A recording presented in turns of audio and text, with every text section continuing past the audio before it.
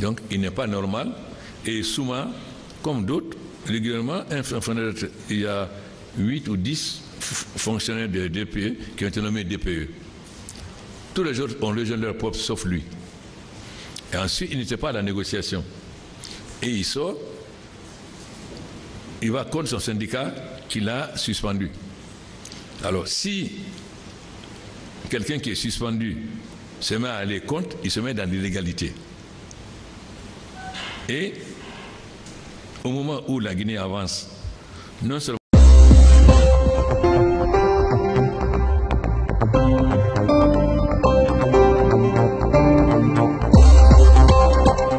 il est convoqué. Lorsque les syndicalistes envoient leur communiqué aux radios, les radios refusent de publier. Par contre, ils sont là à faire passer tous les messages de Souma. Je dis au procureur, plus de Souma, comme rébellion. Donc maintenant, il sera poursuivi. Il y a la loi, il y a les pénalités. Donc, quiconque désormais fait passer les communiqués de Souma sera considéré comme complice et sera aussi poursuivi de la même façon. C'est pourquoi je veux qu'il soit là, qu'on mette chacun devant ses responsabilités.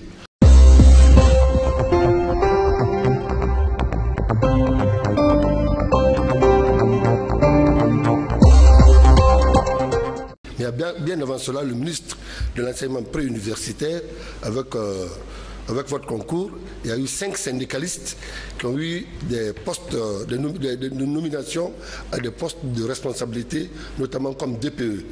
3 du SLEG, notamment Aboubakar Souma, Kelele Touba et Demba Bangoura. Demba Bangoura a rejoint son poste, il est muté à Yomo. Et Kadia Touba, elle a été mutée à Dalaba.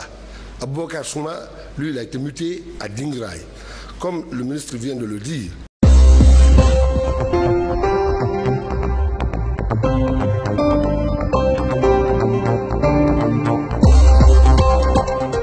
Et comme vous venez de le dire, Kadia Touba, elle a rejoint.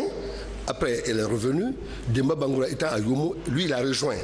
Au niveau de la FSPE, le secrétaire général adjoint Ben, lui, il a été muté à Koundara, il a rejoint. Et le camarade OC aussi a été muté à Kindia, lui également, il a rejoint.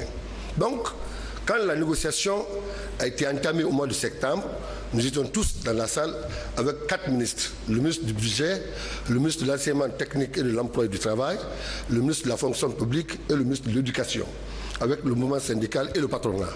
Alors quand nous nous sommes installés dans la salle, le ministre porte-parole du gouvernement a constaté la présence de M. Souma dans la salle. Il s'est adressé à nous à ces termes. Camarades, messieurs les syndicalistes, si nous sommes en train de respecter les textes de loi, à vous aussi de respecter ce que l'autorité de l'État vous soumet. Vous avez bénéficié d'un décret de Monsieur le Président de la République, il faut que vous rejoigniez. Dès lors que cela est fait, vous ne devrez plus être dans la salle. Donc le secrétaire général adjoint de l'USTG, en l'occurrence M. Abdoulaye Camara, s'est levé, il a pris la parole. Effectivement, il a dit à M. Souma, vraiment vous n'êtes plus de la partie, vous pouvez nous excuser et rejoindre votre poste. Souma s'est levé de la salle, il est sorti. Donc,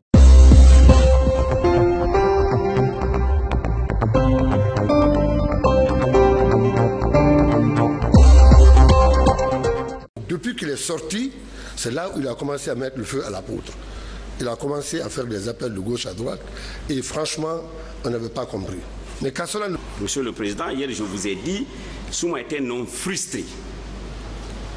On ne sait pas pourquoi. Il a été muté. C'est un commis de l'État, il doit respecter.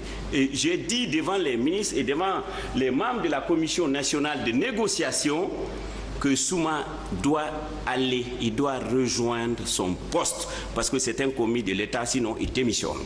Moi, je travaille dans une société privée. Quand on me met tout de suite, je dois aller, sinon je démissionne pour qu'on me règle. Je voudrais vous rassurer que nous ne sommes pas avec Souma.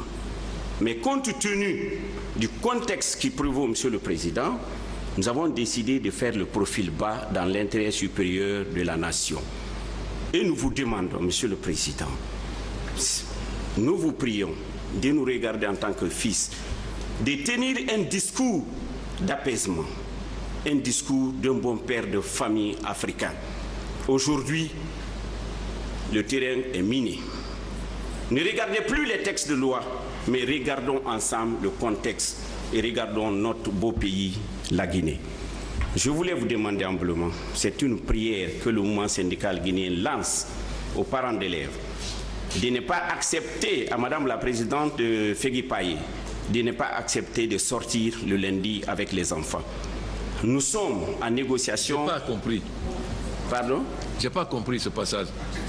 Je n'ai pas compris le dernier point. Le dernier point, je voulais vous dire, nous avons suivi sur les ondes que les parents d'élèves et les élèves veulent sortir le lundi pour une marche, Monsieur le Président. Ça a été dit sur espace, sur les grandes gueules. C'est pour cette raison, comme Madame la Présidente de Fegui Paye est là, nous la demandons de ne pas accepter. C'est une association, je pense que c'est minime. De toute façon, les parents d'élèves sont là, les parents d'élèves sont là, ils répondront. Voilà. Donc, Monsieur le Président, c'est ce que je voulais vous dire pour le moment, mais nous vous disons que vraiment, autour de la table, les négociations avancent. Le patronat est là, le syndicat est là et le gouvernement est là. Je vous remercie, Monsieur le Président. Il faut quand même rétablir un certain nombre de choses. Vous avez harcelé pour que les jeunes qui sont en cours soient recrutés. Nous ne voulons pas. Vous avez harcelé.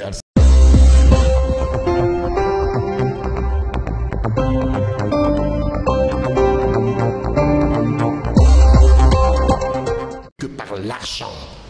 Et je pense que l'opportunité m'a été offerte aujourd'hui de pouvoir vous interpeller afin que la loi, aussi dure soit-elle, soit appliquée à nous Guinéens.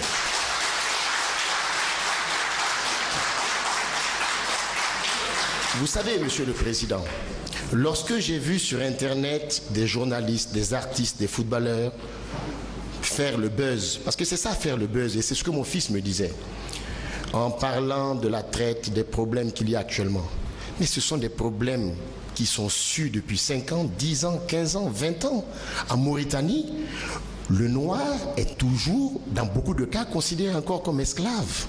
Dans beaucoup de pays arabes, vous avez des vols aujourd'hui qui partent de Conakry, Emirates, Ethiopian Airlines, dans lesquels vous avez des vingtaines de jeunes filles, des trentaines de jeunes garçons qui vont en esclavage dans les pays arabes. C'est devenu aujourd'hui un marché connu, mais parce que la loi n'est pas appliquée. Si la loi était appliquée à tout le monde, avec une extrême rigueur à ceux qui sont chargés de l'incarner, mais peut-être que les gens feraient attention. Vous savez, la beauté du football, c'est quoi? C'est que quand il y a un match de football, il y a un arbitre, un seul. Les autres sont des assistants. Quand l'arbitre a sorti le carton jaune, c'est une première fois, attention. Quand il a sorti le carton rouge, quel que soit votre niveau de rémunération, vous vous appelez Zidane, vous appelez Platini, vous appelez Maradona ou Messi, vous sortez du terrain. Et quand l'arbitre a dit penalty, c'est penalty. Monsieur le Président, vous êtes le premier magistrat de ce pays, vous êtes l'arbitre.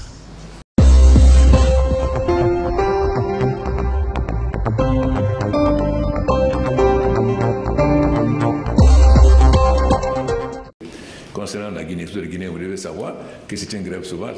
Nous avons signé un accord avec tous les syndicats sur les salaires, nous avons fait un programme. Il y a quelqu'un qui a voulu lancer la grève qui a été exclu du syndicat d'enseignants. Donc c'est une grève sauvage qui est totalement illégale. Les syndicats ont fait une conférence de presse commune pour désavouer la grève. Maintenant, évidemment, vous dites qu'il y a beaucoup de morts, il ne faut pas exagérer, il y a eu 2. Et j'ai dit hier que nous allons mener des enquêtes, si vous avez écouté mon intervention sur France 24, que nous allons mener des enquêtes, nous n'acceptons pas que les gendarmes ou autres agressent à nos gens, même s'ils n'ont pas raison. Vous savez que la plupart des radios en Guinée sont illégales, elles n'ont plus aucune condition, mais nous allons régler ce problème, mais nous n'acceptons pas que les gendarmes... Maintenant, il est évident que lorsque les enfants viennent à l'école qui ne trouvent pas les enseignants, ils se fâchent, ils disent, mais voilà, nous allons défavoriser, pendant que les enfants des écoles privées vont à l'université, à l'école, non, on va pas, donc on va échouer au bac. Donc c'est une grève illégale qui est désavouée par les syndicats. Je rentre demain, nous allons voir comment nous allons trouver la solution. Mais il est évident qu'on ne peut pas accepter une grève illégale. Lorsque nous sommes tombés d'accord avec les syndicats, que nous avons signé avec tous les syndicats et qu'on a défini comment les salaires vont être augmentés, quelqu'un de l'autre se lève. D'abord, il n'a pas son poste, il est affecté et en tant que DPE, il ne pas son poste, donc il est déjà dans l'illégalité. Vous ne pouvez pas, normalement, on devrait même supprimer son salaire. J'ai été gentil pour le moment sur son salaire parce qu'il est dans l'illégalité. Il doit rejoindre son poste. Alors si n'importe qui se permet, quand les syndicats décident quelque chose, de se permettre de dire autre chose, en ce moment-là, on n'est plus dans un État, on est dans la jungle, nous ne pouvons pas accepter. Désormais, nous n'acceptons plus que les gens fassent la pagaille en Guinée. J'étais très clair, on respecte la loi, mais quiconque c'est au moment où nous sommes en train d'avoir la confiance des bailleurs de fonds et des investisseurs, que ceux qui ne veulent pas que la Guinée en fasse la pagaille, on n'acceptera plus cela. Et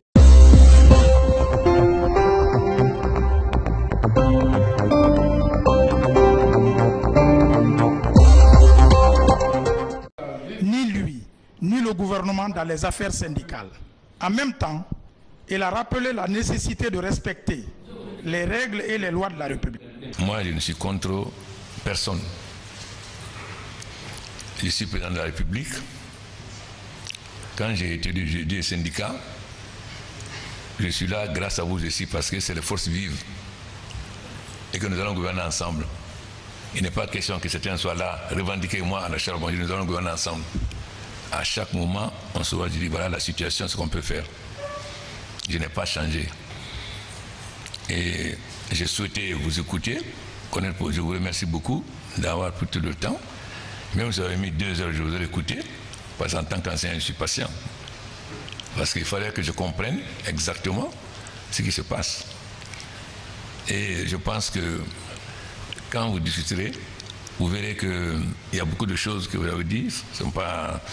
Mais l'essentiel, c'est que moi, je souhaitais vous écouter. Et surtout vous dire que je ne m'ingère pas dans l'affaire syndicale, je n'ai pas à choisir de camp, etc. Mais c'est une question de lecture. Quand vous avez une lecture, à partir des informations que vous avez une lecture. Après d'autres informations, vous essayez de voir la lecture. C'est pourquoi j'ai souhaité vous écouter et vous dire que je n'ai rien contre personne et que donc ils vont vous rencontrer et vous aurez l'occasion de comprendre la position du gouvernement. Mais je dis encore, vous êtes tous des citoyens guinéens. Je suis le président de tous les Guinéens. Il doit protéger tous les Guinéens. Vous êtes syndicaliste, j'étais syndicaliste. Chaque fois que je pourrais, j'améliorerai les conditions de vie des travailleurs, mais aussi particulièrement des jeunes. Parce qu'aujourd'hui, la grande préoccupation de tout chef d'État responsable, c'est l'emploi jeune.